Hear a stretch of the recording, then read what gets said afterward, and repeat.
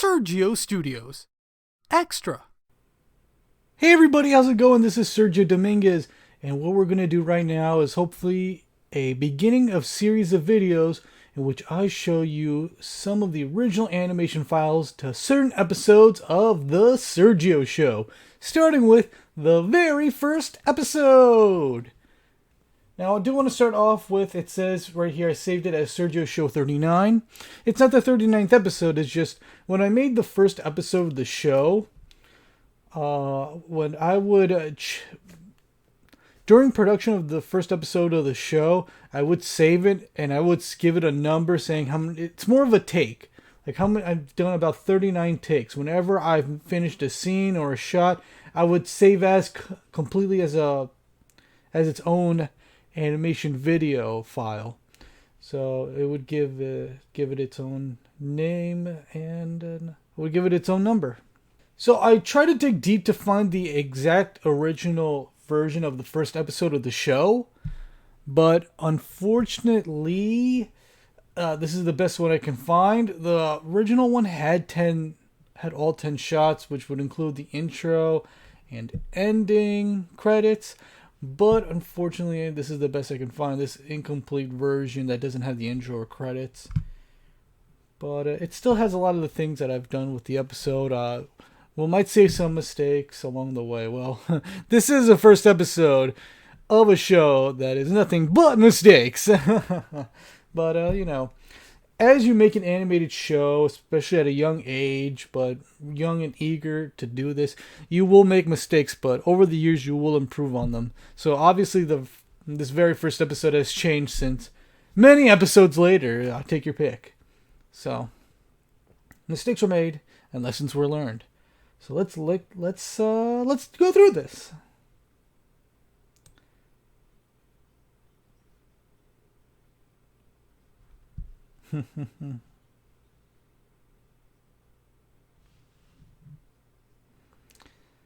So after comically scrubbing through all of this, you can see a couple of things is the arm movements, how the arm movements just keep going and going. And there's a reason why they're just like moving. That was the reason why for the arm just moving like that is that I just learned about key poses or keyframes, like this little thing. This little thing right here is a keyframe, and it's a complete keyframe using this tool, the transform tool. And when I made it, I didn't understand it completely, so I would just animate and it would just, as we open this file up, I just did pose, then pose, then pose, and pose. So I didn't have a good understanding of keyframes and posing and when to put in the right poses. So that's why it moves all over the place. So the arms, like there's supposed to be a keyframe here of the arm staying still, and then maybe a couple more seconds of this arm staying still, maybe up to here. But I didn't understand that yet, and I was just making it up as I go along animation wise, you know. And this went to this too smoothly. Maybe there could have been a hold on this pose, maybe copy and paste it here, then it would go to this, and then it would just like slowly yet smoothly just go back to this pose, and then it would go to this pose, but then all of a sudden go to the next pose. There's no holds, there's no pause within the poses. And you can also see the way, I tried my best rigging this, but you can just see this. But that's a kind of mistake I wouldn't fix until a long time later. But over the years, these designs would get a little bit better and better.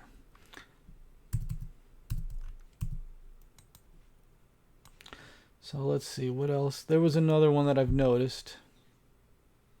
Aha, this! Alright.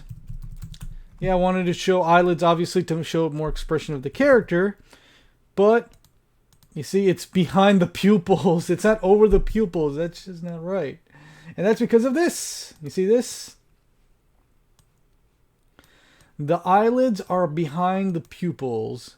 And, yeah, I rigged them as their own, very own separate pupil. So when it gets to a couple of emotions, especially, bottom lived up emotion, it would be behind the pupils, which is unsettling, unnatural. Also, for the first 9 episodes of the show, I forgot to make the character blink. So from the first 9 episodes, the character hasn't blinked. And from, episode 10 onward, the character blinks. I made sure that he blinks. I do want to bring up one more thing about keyframes. Like, every puppeted character should have a keyframe. Like this here. This is what I didn't do. The very first frame, its own keyframe. No, I forgot to do that. So when I was animating certain shots without doing this, adding a keyframe or having a character already keyframe the first position, some poses would already be in a pose I don't want it to be at within the first frame. Because I didn't set up an ideal keyframe in the first pose. Keyframe in the first pose. You see, the head is just, there is no first keyframe with this. So if I just wanted to animate the head like doing, I didn't even put the anchor point well. I'm just showing this to you. But you see? Now the character starts off with this because there was no first key pose of him doing that. So look, there. And maybe have him hold like this. And then I can do this. And then it would be like staying still. Yeah, like that. So that was something I didn't realize until a while later, that I need to do that with keyframes.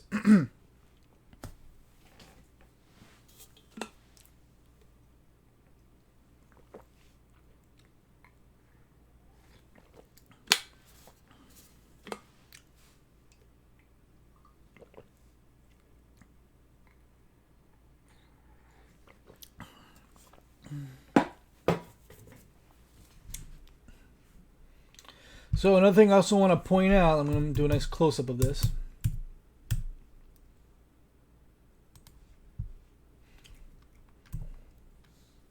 And it is the mouths.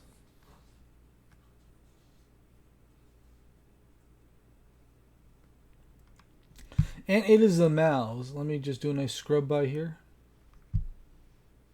You see how it's going down? Well, when I just made up the list of mouths, because this has its own layer, and in the layer would have its very own set of mouths. A, B, C, D, E, F, G, and X. Now when I drew it, the first one would be like the happy mouth, and then later I would add on the bottom part to differentiate the mouth positions. But when I did that, I realized while it was being animated automatically through Toon Boom's lip sync system, it was too much like the bottom part of the mouth moving around, and I didn't really like the position the mouth was in right now. So it tried to animate that in a position that I want, but it wouldn't stay still because I didn't understand keyframes, and it was just getting wobbly. You can see all these mix of keyframes right here, and I was just scrubbing through quick and just you see. There's one keyframe and another keyframe of it just sliding down because I was trying to focus on trying to center this thing and having an angle that I want. But ultimately, also later in the series, I would understand also more about the positioning of the mouths. I didn't want the gap, the space between the bottom part of the nose and the top part of the mouth to be this wide. So there would be a part where I would, turn this sideways and have the space like this later on, but I also would go within these drawings and adjust them from there too.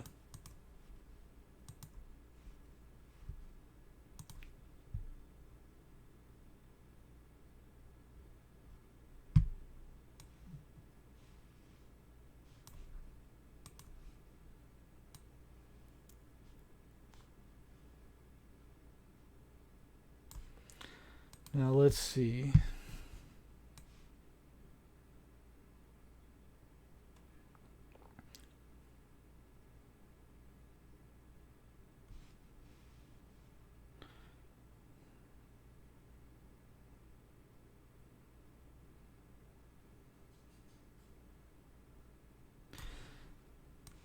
also you can see within this scene, very scene, it's a long scene.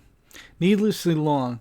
At the time, I really wanted to make long videos, and if I just animate long scenes, then the videos would be long.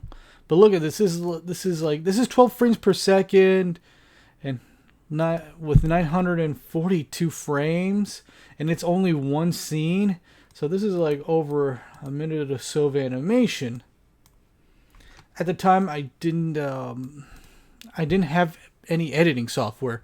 So the first episode was a whole big animation file with no editing, no special effects, no post.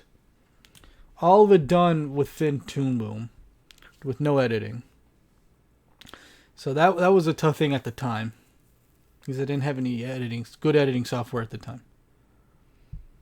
So whatever I made, what would be the final cut and final shot of the episode.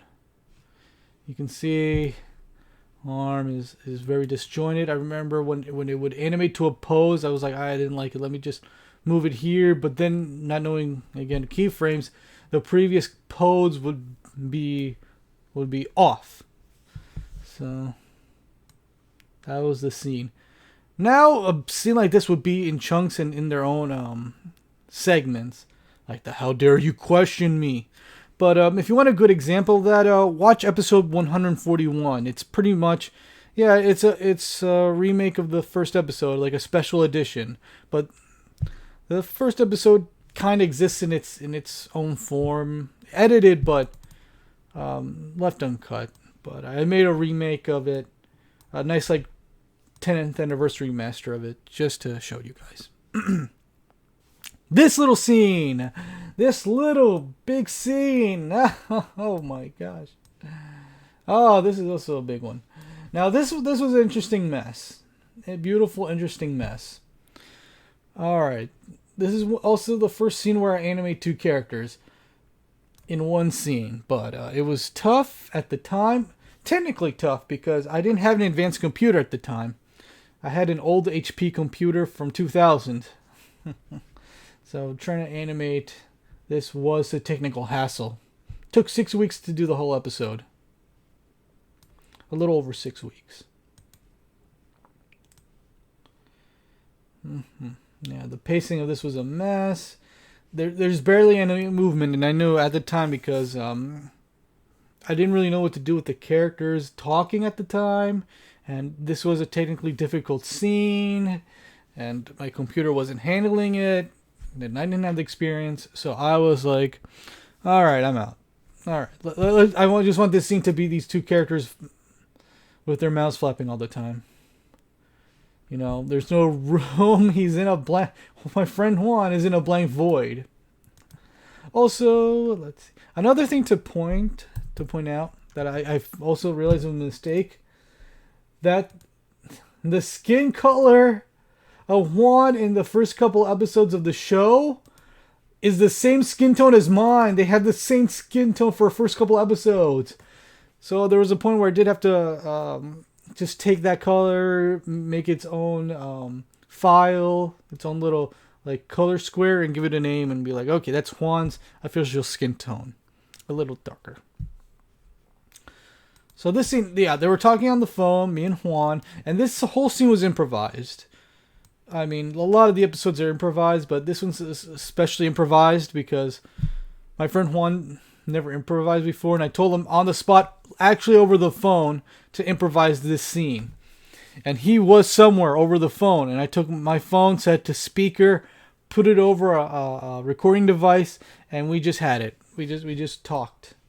There is a scene that got cut where he goes on a motivational speech, but this scene was running too long. And it was so muffled. Obviously, the phone quality was muffled. Later on, when I would get back to this and do a remastered, I added the audio so it can sound cleaner. And yeah, but look at this. These lines are just showing the keyframes and the tracking. If whatever I'm saying makes sense. But yeah, these are all pegs. It's just showing you that everything is going to the left in how many frames. Frame 1, frame 2, frame 3, frame 1, 2, 3, 4, 5, 6, 7, 8, 9, 10, 9, 9, 9. All of them going to the left or the right. In this case, yeah, more to the left. But yeah, as I scrub through, yeah, I just left it all to lip sync. But while I set this up, I was like, why is Juan slowly but surely moving to the right, slowly but surely? I did think, I was like, yeah, I was like, why?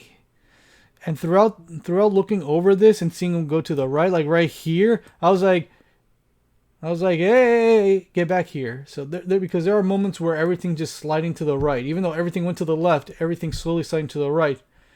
Only because I didn't realize I didn't set a proper keyframe where it could hold long enough and then go back to a new or original position. So yeah, he was just getting ready to go back. Another nice detail of mistakes that I later on change are the foot. Apparently, when I was rigging these characters, this is like this is all a copy of my cartoon legs, but it's set to my friend Juan's. Is that, yeah, I didn't set it right. This should be over this. There you go. That's better because it looks like he's gonna trip over himself. The way that the whole thing looks. Yeah, but this scene is a weird mess I would later kind of remaster. But see, I also didn't understand the mouse, so it was like the jaw going up and down, and like these phones are wiggling because they're not set to the arms. They're not kept within the same place. Yeah, they were given its own layer. You see, cell phone should be within the character rig, or even as its own image within the hand. And there should obviously be more movement because they're just staying there looking at the camera. And yeah, he's just in a blank white void, but that's been the show for a while. And that was this nutty little scene. Cute scene. Alright, this scene. Now this is edited from the original edited version. Yeah, by original, yeah, this. So yeah, this scene is. So this scene, hold on. So this scene originally existed in the original first cut. So this scene existed in the original version, but I had to edit it because the character is copywritten, and that was my mistake.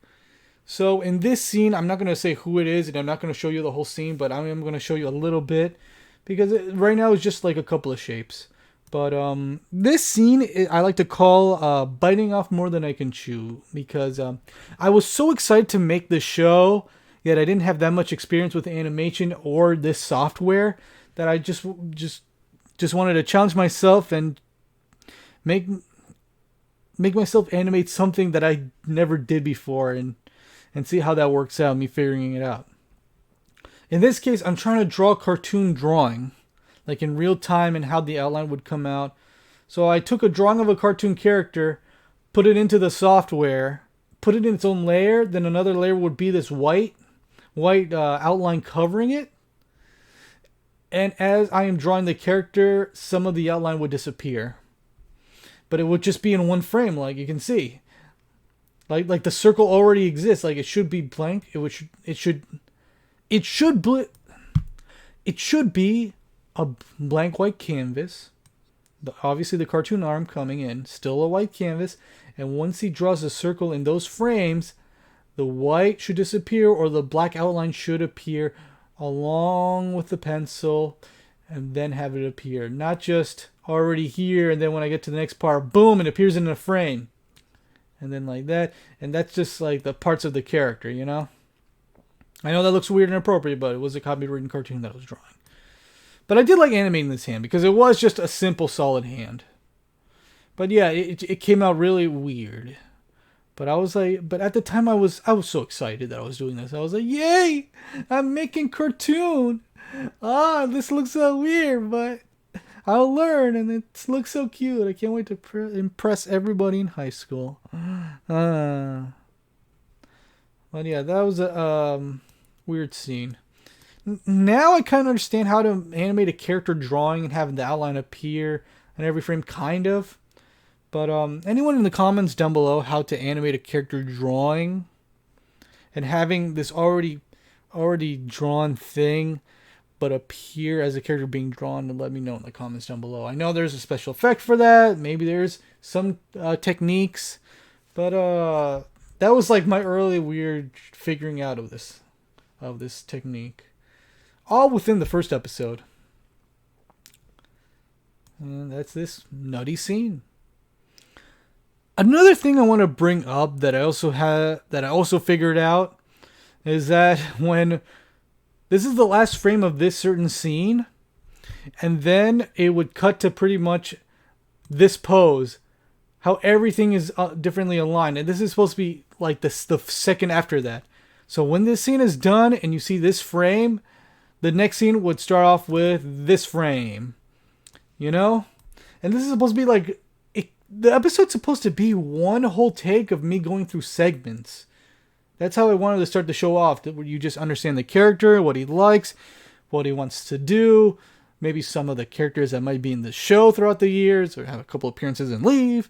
You know, that's what the first episode was trying to be. Just an introduction of the character and what he likes. And it was all going to be one take, but the way I'm setting up these scenes and me just figuring it out, that I should have made a template with everybody and every, layer and asset should be all in its own peg, really in its own peg, saved into the library. And then whenever I get to an episode or a scene, and then I can just click it, bring it there, and every scene would be the same. It would connect together better. I hope what I'm saying makes sense. But yeah, you could tell when something didn't make sense. Let's see. Like, you see, last frame here, the next scene is supposed to just connect to the other scene, but yeah, just like a weird pop, a weird little pop. Even though it's supposed to be one take and he's staying still the whole time, but he just does a frame pop. You see, the chair moves. The chair moves.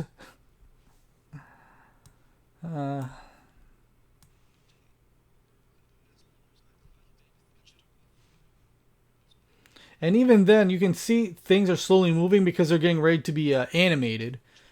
And I didn't set, the other keyframes down.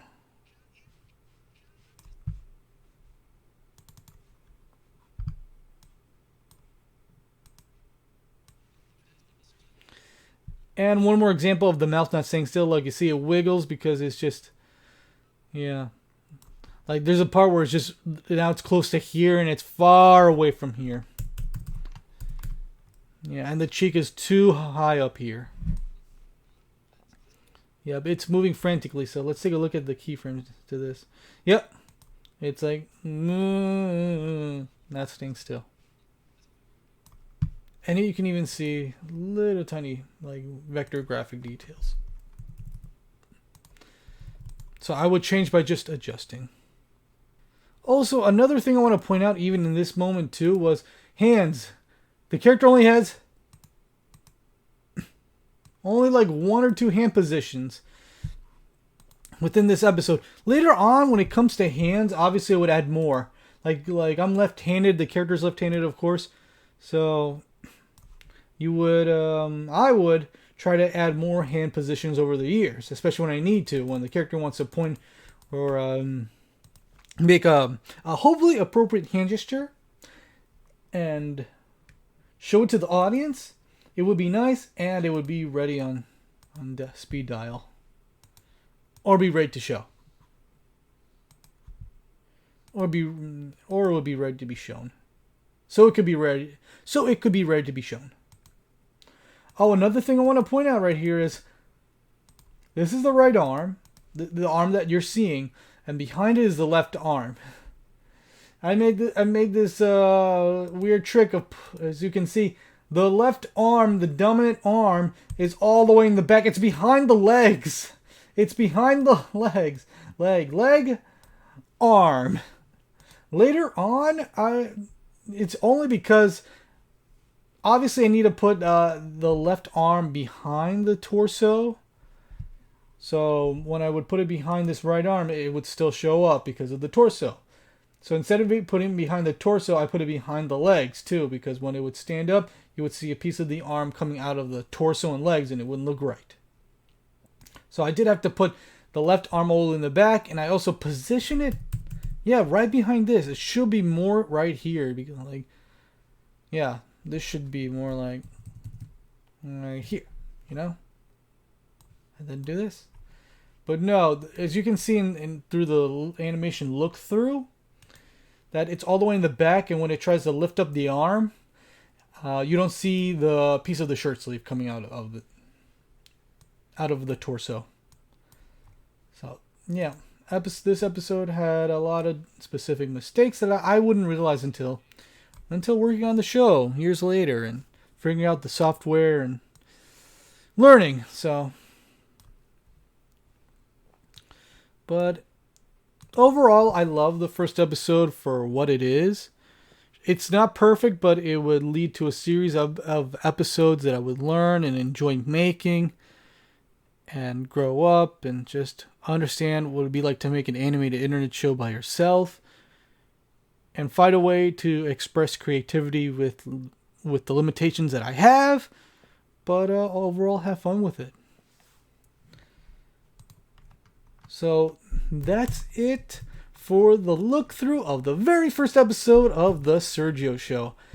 Through this incomplete rough cut, but it has everything I've done. This is incomplete because I forgot to delete these extra mouths. Like, look, this ends last frame, but look, you go through, and what?